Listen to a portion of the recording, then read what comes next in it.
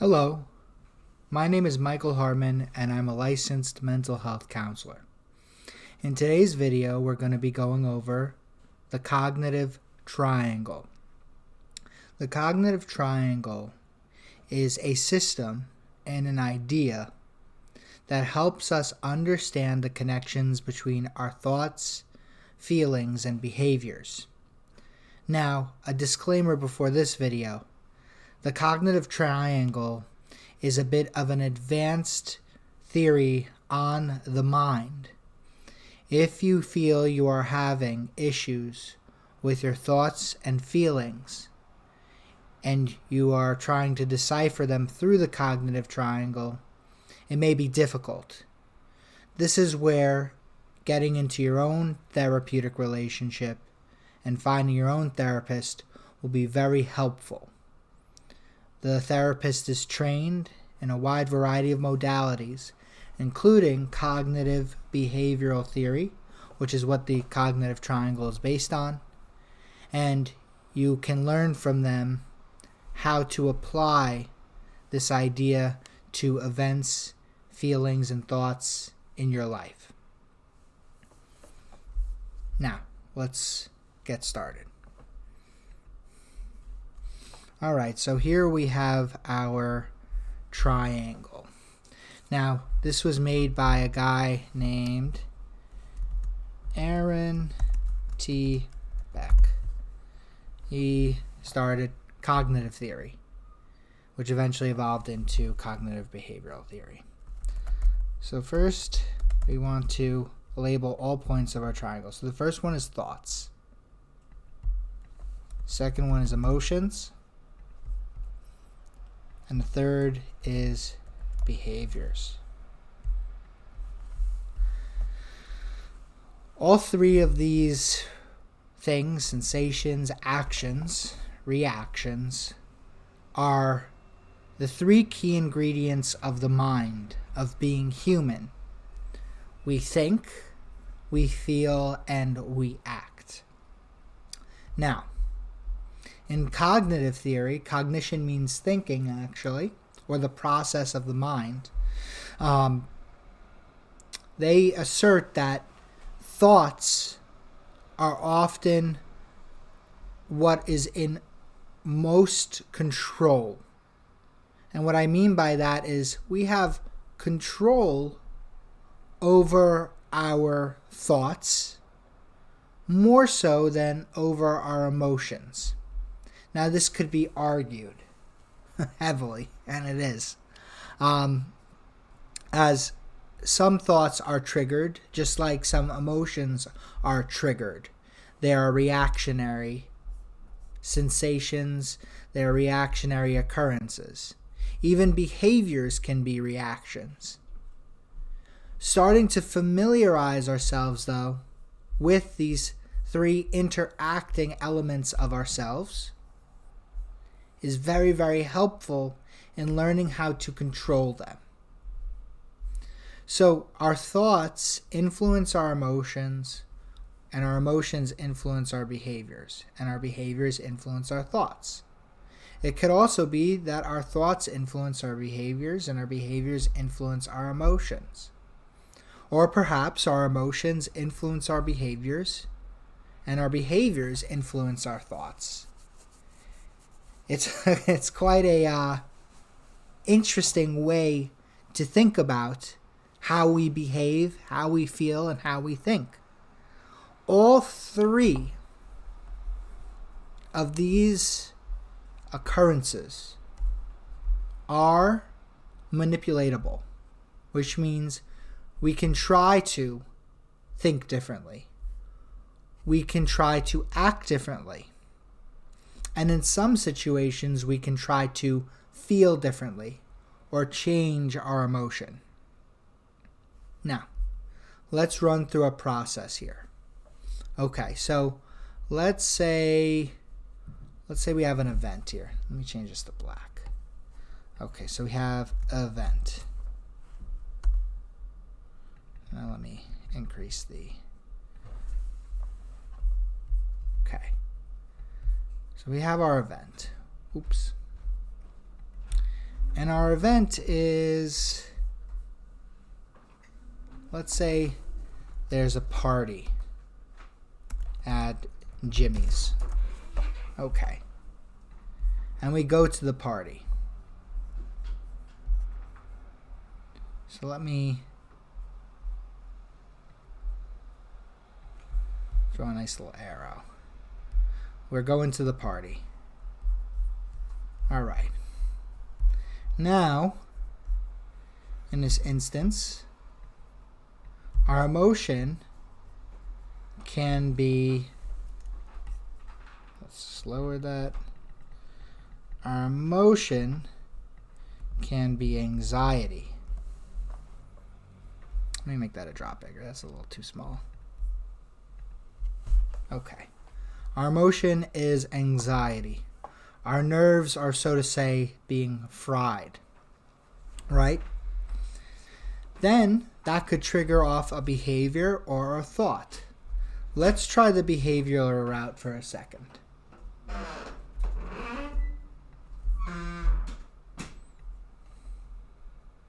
Oops. Okay, I guess we're going to do the thought one for a second. The first one. Okay. So our thought is, no one likes me. Could be no one likes me. It could also be, I'm not having a good time. And so on and so on. So we have that thought, no one likes me, I'm not having a good time. And that will in turn probably make us feel even more anxious. Because thoughts, especially negative ones, can magnify negative emotions, such as anxiety. And the anxiety, how does that feel to us? Well, it'll probably feel stressful, unpleasant, probably flustering. Oops, I'll move that in a sec. Can make us feel really, really, really uncomfortable. Let's add that to it. Uncomfortable. Let me see if I can grab that. Come on. Let's see here. Can I grab it? I don't think I can. I don't think I can. Let me just add that here. Flustering. Uncomfortable. And our emotions live in our bodies. They make us feel certain types of ways. And the sensation of anxiety is quite uncomfortable, especially as it builds up and up and up. So, this in turn can change the way or influence the way we behave. Perhaps after feeling anxious, stressed, unpleasant, flustered, uncomfortable, we might self-isolate, avoid, self-isolate, let me put that below here, avoid negative emotions. We may leave the party early. So on and so on. And then, what would happen here, right? Let's say we self-isolate, we leave the party early, right? That will cause our anxiety to go down. Think of this like almost like a mechanism here. It's one of the mechanisms of the mind.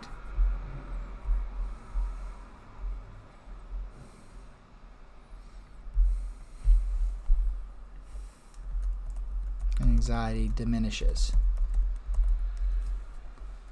and we're going to call that relief. I got to work on my spelling. And then we're going to get some relief. So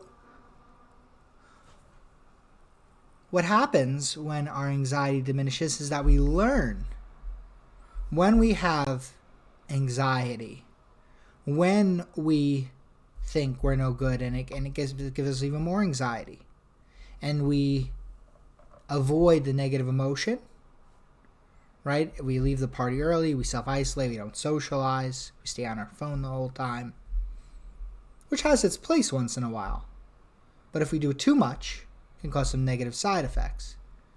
Anyways, this will cause our anxiety to diminish, which will reinforce the system. And this is how some people have issues with socializing, because they embrace their anxiety. They, instead of embracing their anxiety, they push it away, and they have a big challenge because they get stuck in a reinforced anxiety avoidance cycle. Okay, so let's figure out a way to cope with some of this action going on here between our thoughts, emotions, and behaviors.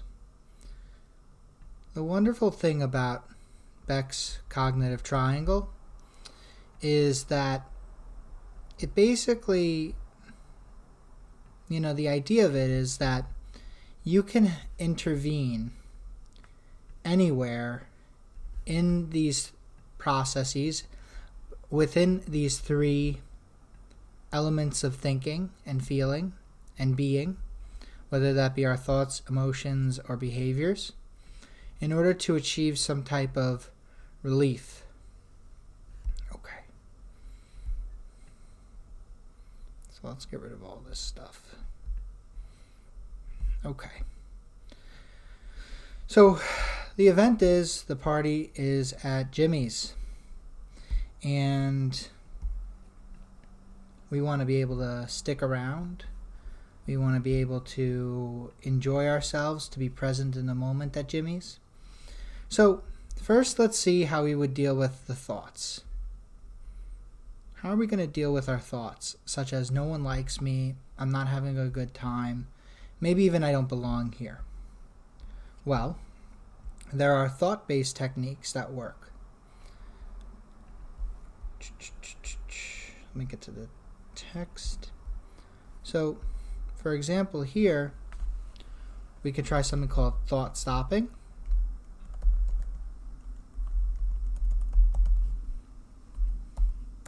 We could try some mindfulness as well. So thought stopping is when we are aware of our thinking, mindful actually, and we're realizing we're having a negative thought.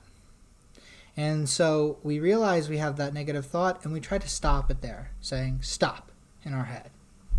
Now, for some people this works, and for some situations this might work. But it's no guarantee. Stopping thoughts sometimes is like stopping a train. It's pretty hard for one person to do that. The second thing is mindfulness. To be mindful and aware of how you're thinking. So noticing, I am having a negative thought right now. I am having the thought that no one likes me. I'm having the thought that I'm not having a good time, and that maybe I don't belong here. And getting a bit of distance away from your thoughts. It's not that no one likes you. It's not that you're not having a good time. And it's not that you don't belong there. It's more that you are having these thoughts. And they may or may not represent reality. Now let's look at our emotions. We're going to find actually that many of these coping skills for emotions, behaviors, and thoughts are all linked. So, to deal with our anxiety, our stress, our unpleasant feeling, our flustering, and our discomfort, right? We can try to soothe the body. Now, by soothing the body, we soothe our emotions, right? We could soothe the body by taking some deep breaths. In fact, we can take a step out of the party for a few minutes. Let's say it's at night, and be outside in the cool night air. If it's a warm night, the warm night air. And take some nice deep breaths in through our nose, holding it, and then out through our mouth extra slow. And what this does is it actually reduces the stress reaction in the brain and in the body, which will cause a bit of a chemical change and relieve some of that anxiety. Now, this works together very well with mindfulness, because you're still probably going to be having these thoughts such as no one likes me, I'm not having a good time, right?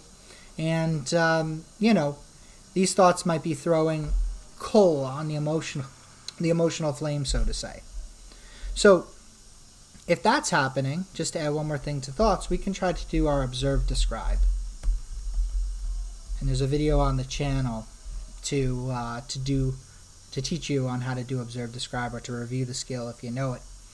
And that would be just observing everything around us, getting our mind or our focus in our mind out of our head completely and onto neutral stimuli, such as, the color of the house the party is in, or the lights on the road, or the temperature outside. Focusing on anything else to avoid that emotional fire from getting more thought coal on it. Now, let's see what we're going to do with our behavior, right? So self-isolating, right? We may want to do that. We may want to leave the party early, and this helps us avoid our negative emotions behaviorally by actually removing ourselves from the situation by walking away. Now, if our goal is to stay at the party, right, we can try and doing something called opposite action. So opposite action basically is if you're feeling anxiety, but you don't want to listen to it, you actually have to try to act opposite to the anxiety. So, for example, if you're anxious and you're thinking, oh, no one likes me, I'm not popular, I don't belong here, right? Maybe at the party you can sit with some people, stand around a group of people, listen to what they're saying, try to become part of the group.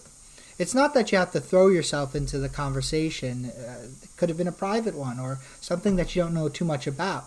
But you can join into the party and you can join into the party and act opposite to your anxiety. Your anxiety makes you want to flee.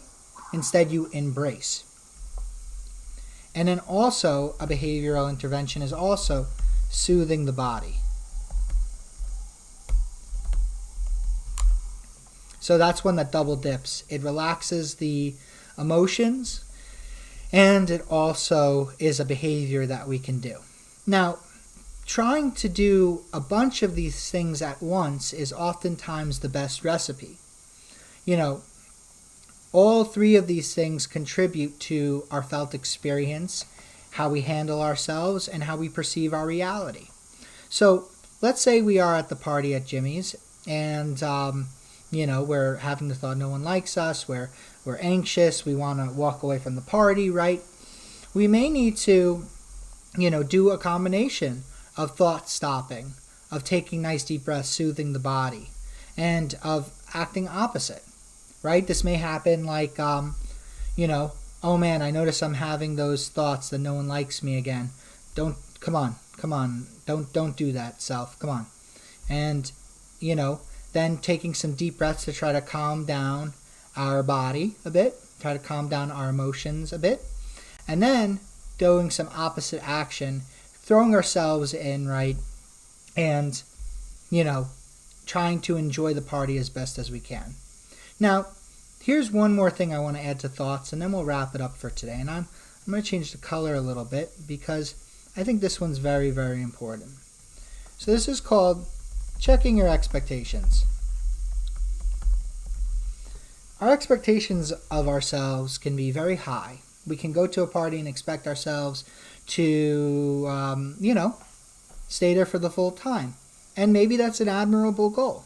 But if you're having a lot of social anxiety, like in this example, right, you can maybe say, okay, well, I'll try for 30 minutes, right? And if I'm still, struggling after 30 minutes, maybe that'll be my limit for today. And then 30 minutes come, you can go one of two ways. You can continue to stay there, or you can say, you know what, I did 30 minutes, good job me, really acknowledge that you really did push yourself and tried to regulate yourself and say, okay, you know what, this is going to be it for today. Change oftentimes happens in slow increments, in life, in our minds, in ourselves. So it's very important to check our expectations and especially make sure that we're not judging ourselves. Oh, well, if I was stronger, I could have done more, or, oh man, I'll never get the hang of this. That's not a very healthy way to think about all the hard work that you're doing by enduring this party. Negative judgments about ourselves really do breed negative thoughts and negative feelings, and then eventually negative actions against our values or what we want to do. So in today's example, right, we really picked apart the emotional thought and behavioral process using Aaron T. Beck's cognitive triad. And it's a very helpful tool to analyze what's going on with you at a situation, at an event. This could be changed to going to school. This could be changed to going to work. This could be changed to having a conversation with my spouse or my partner or my friend. If that breeds argument, the cognitive triad is very, very helpful.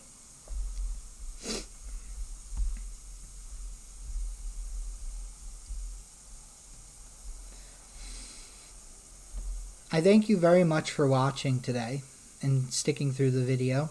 By becoming more aware of your thoughts, your emotions, and the way you act in the world, you can start to strategically and creatively tweak certain things in your life to help you regulate how you feel, to help control the way you think, and also to act the way you want to in the world. This reduces a lot of suffering if we feel we're caught in a rut. We can't do certain things that we really desire and really want to do, and our emotions, thoughts, and our actions are getting in the way. So I thank you very much for watching this video, and I look forward to seeing you in the next one. Again, my name is Michael Hartman, licensed mental health counselor, and I hope you have a wonderful day. Take care.